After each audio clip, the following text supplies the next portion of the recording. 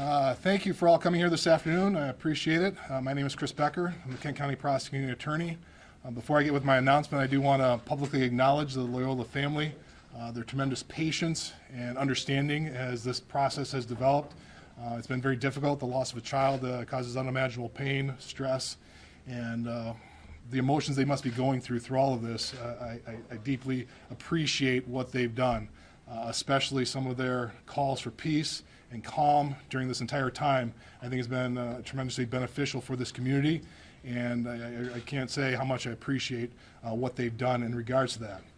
I just had the opportunity to speak with the family, express my condolences, and tell them essentially what I'm just telling you here.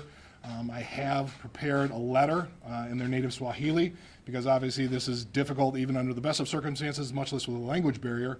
So I had a letter translated into Swahili to provide to the family so they can be fully aware of what my announcement is here today. And I've conveyed that to them and their family. I also want to thank the Michigan State Police for their dedication and really doing a thorough investigation in this matter. Detective Sergeant Aaron Tubergen really did an excellent job. He's done everything I requested of him, even on some of the follow-up, and so it's made a difficult situation obviously a little bit easier to have a partner that you can work with. Based on his investigation, based on everything he has provided to me, I've made the decision to charge Christopher Schur with one count of second-degree murder. Second-degree murder is a felony offense. It is punishable by up to life in prison with the possibility of parole. As it stands now, this is merely an allegation, and as with any defendant, he is presumed innocent until proven guilty beyond a reasonable doubt in a court of law. The elements of second-degree murder are relatively simple. First, there was a death done by the defendant, and then when the killing occurred, the defendant had one of these three states of mind: an intent to kill, an intent to do great bodily harm, or the intent to do an act that the natural tendency of that act would be to cause death or great bodily harm. And finally, that the death was not justified or excused, for example, by self-defense. Taking a look at everything that I reviewed in this case, I believe there's a sufficient basis to proceed on a single count of second-degree murder, and that charge has been filed with the courts as of today. Given that I filed charges, and we have all of you here today, the Michigan Rules of Professional Conduct severely limit what I can say. I'm not going to be able to get into the facts, the circumstances, the decisions I made through this process. The Rules of Professional Conduct are pretty strict. This case needs to be tried in a court of law and not necessarily in public. So I will answer some questions. I can try and answer them, but I may not be able to given the rules that I have to face. This case will be tried in the court. One other thing for the local media who's here, I think they cover us quite a bit. They will notice that we did not file a felony firearm charge. Felony firearm is a separate charge. It's a 2-year that is added on to whatever underlying felony is, and we very often charge it when a gun is used in a homicide. We cannot do so in this circumstance. In 1991, the Michigan Supreme Court in People v. Khoury, Khoury, ruled that a felony firearm cannot be charged against a police officer who used a gun in the performance of their duties. So that is why you do not see a felony firearm charge, as is often the case under these circumstances.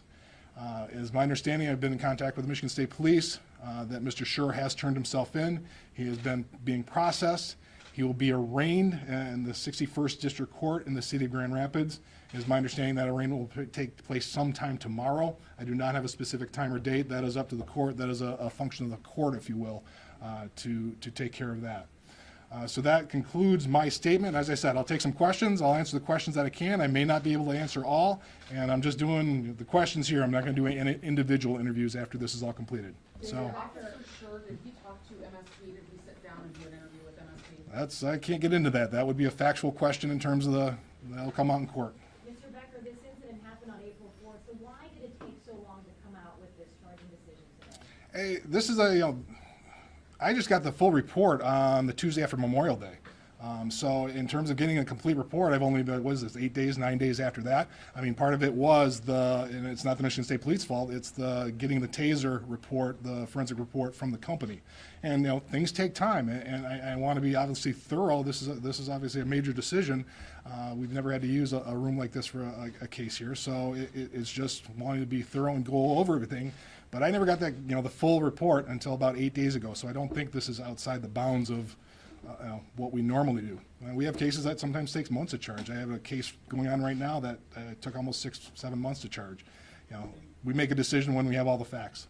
Mr. Prosecutor, you had said you wanted to talk with some experts Mhm. in your deliberation in this case. Can you give us a hint of who you talked to? Were they use of force experts? Can you tell us who you used as sounding boards? There were use of force experts. I'm not going to get into my witnesses in terms of the case, but I know that came up in one of the questions in terms of the Michigan State Police. I did request the Michigan State Police, ask them if they could maybe give their expertise, but there's an issue in terms of they are kind of the fact finders, and then trying to ask them to be opinions on top of the fact finders. We were a little bit uncomfortable with that, so that's part of the reason I went kind of outside, because that's been one of the things I've heard is why not use the Michigan State Police.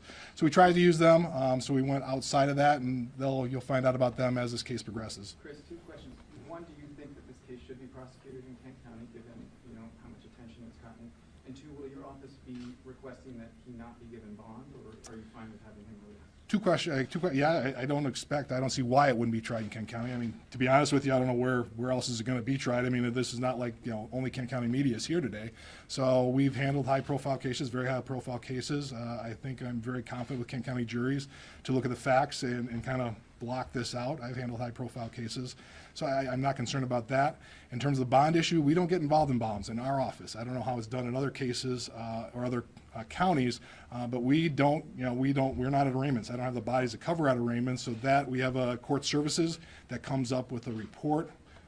I can go into that, a praxis, if you will, and they come up with a, prior history, mental health history, what the crime was, and they provide that to the judge. The judge makes the decision on bond. So that'll be essentially a court function, and we generally stay out of it. I can't say every single time, but generally stay out of it in the vast, 99% of the cases. I think let's give him next to you. He had. There were manslaughter charges, and talk about the difference between manslaughter and second degree in this case. Obviously, we considered, we looked at everything, and so manslaughter will be a lesser included offense. The difference in manslaughter is a heat of passion. There's some sort of provocation with heat of passion, so that is something we took a look at. I felt based on the evidence I reviewed, I think a second degree murder charge is appropriate, but that is generally a lesser included instruction should it get to a jury. Was Grand Rapids Police Chief Winstrom informed of your decision before you just Yes. announced it? Yes, I talked to them, yes. I let them know yesterday. Can you share anything what that conversation? I will let him, I'm not going to speak for him, or I'll let him answer that. I'm sure they'll probably have something to say. Mr. Prosecutor, given the second degree murder charge, does this make it more difficult for you to prove this in court? And do you have any concerns with the jury? We're from Detroit. We came to town to cover Sure. the plot to kidnap the governor, and 2 men were found not guilty by that jury. So what are your thoughts about a jury, and does this charge make it a higher bar for you to win in court? No, I don't think so. I think, obviously, I wouldn't charge if I didn't think I could prove it. I don't, be it manslaughter or second degree murder, it's almost the same, it's the same elements, to be honest with you, except that manslaughter has the negating factor, if you look at the law, that it was done under the heat of passion. So the jury will have the opportunity to consider that. So I don't think it's a higher burden.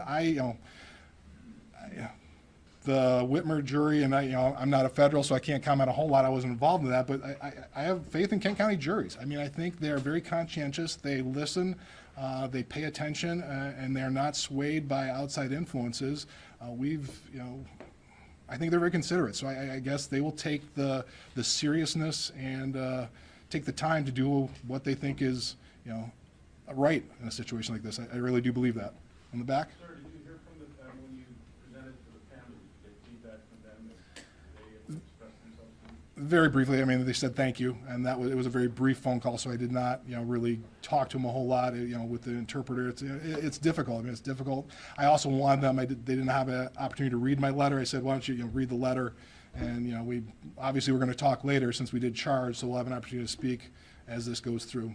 What do you, I think Miss- this sends a message to police officers here in Grand Rapids that they can be charged with murder if they shoot someone? I don't think so. I'm never big on sending messages with charges. I think most police officers realize that it could happen. I know there's been a lot of, coverage of my prior decisions, and I look at every decision and try and take every decision as the facts of the case, and I stand by all the decisions I made in the past, and I'll obviously stand by this one. So I'm not thinking that Kent County officers or even any police officers in general thought they had a license to go out and do something like this. I think this is not a message. This is just based on the facts. I'm making a decision in this case. I know you talked about having only 8 days since you've received the full investigation materials without, I know you can't talk about what those materials were, but having all those, how were you able to make that decision in 8 days?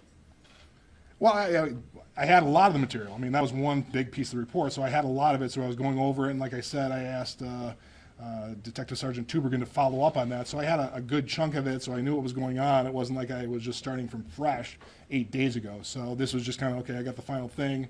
And it is a process in our office. I mean, this is, it's my decision ultimately, but I've consulted with, attorneys in my office, I've consulted with attorneys outside my office, I've consulted with people I respect, so, I think I've done everything I could to be as thorough, and it's, Scripture says that decisions are, best made when they're made in kind of in a group, and I tried to do that. What do you think the reaction's gonna be from people out there on the streets hearing this news? I think it's going to be, I think it's split, to be honest with you. I mean, I think there's been this, I think the general consensus is I think there's a huge amount of community pressure that thinks I should charge, and if I don't charge, something's going to happen. But I mean, literally, just before I came over here, I got an email from somebody saying, I don't think you should charge. So there's a lot of people that think that this should not be charged. And so I'm very mindful of that. I hope the public reflects the care and concern I took. This was not a quick or decision I took lightly. And so we'll see how the public reacts. What can you tell us about the role that Taser played and what? Not much.